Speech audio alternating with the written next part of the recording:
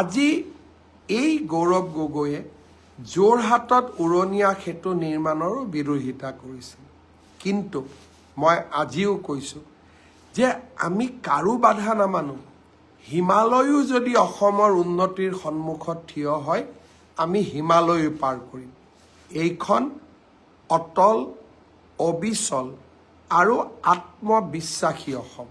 তিনিটা শব্দ মই আপোনালোকক ক'ব খোজোঁ: অটল, অবিচল আৰু আত্মবিশ্বাসী অসম। গৌৰৱ গগৈয়ে বিৰোধিতা কৰিছিলে যোৰহাটত ফেব্ৰুৱাৰী মাহত আমি উৰণীয়া সেতুখন উদ্বোধন কৰিম।